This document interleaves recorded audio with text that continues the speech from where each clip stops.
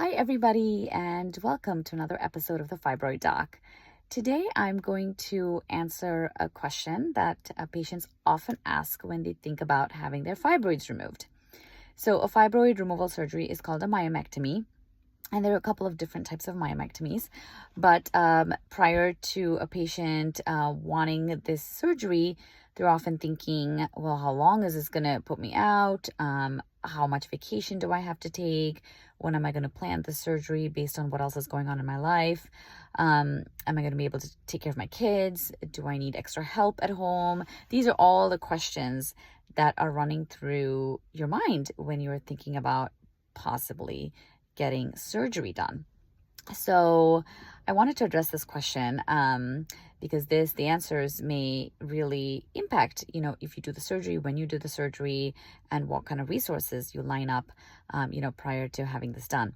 So there are two categories of myomectomies or fibroid removal. One is a minimally invasive approach. There's actually three categories, sorry. One is a minimally invasive approach via laparoscopy or robotics. The second is an open approach where you often have a C-section type incision. And the third one is a hysteroscopic approach, which is done vaginally. And I actually have a separate video going through that procedure all by itself. So make sure you check that out on my YouTube channel at TheFibroidDoc.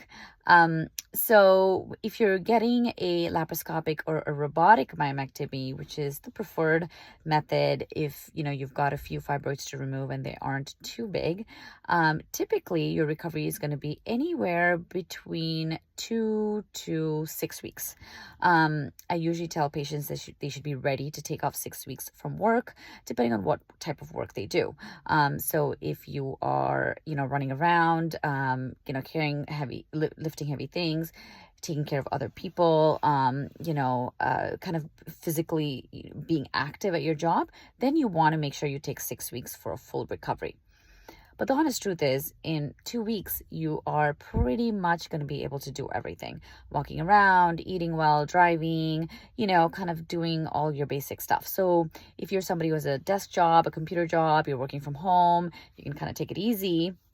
In 2 weeks, maybe just fine. So that's something to think about. So you don't have to take that full 6 weeks off. Now, if I were undergoing a myomectomy as a doctor, I am really up and about and my job is, physically demanding. So I would need the 6 weeks. So just something to keep in mind.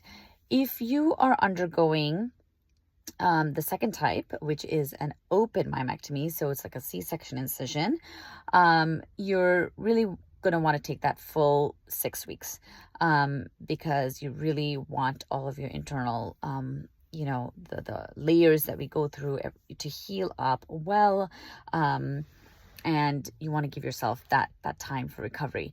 And again, if you are working from home, kind of at a desk job, and you can be a little more flexible, you can potentially go back to work in maybe 3 weeks.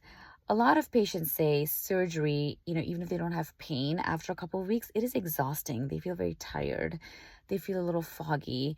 And so if you undergo an abdominal incision, like a C-section incision, that, potentially you've had a longer surgery, you've been under anesthesia for longer, there's more layers of tissue to heal. So it's going to take a little bit longer. So those are two main things to kind of keep in mind. Now, within the first couple of days of surgery, regardless of which method you have the surgery, you're going to want to get up and move. You're going to be able to pee, maybe have a bowel movement in 3 to 4 days. You should be able to eat. Those things should happen pretty quickly, regardless of whether you have an open or a minimally invasive approach. But overall, you want to put aside anywhere from 2 to 6 weeks.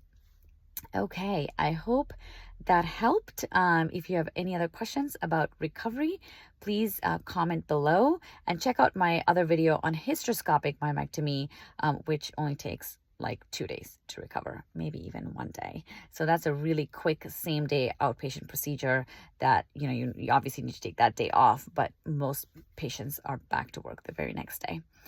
So I hope that was helpful in your journey as you think about planning for a myomectomy and kind of the time frame that you have to plan around. Okay, have a beautiful weekend, everybody. Bye.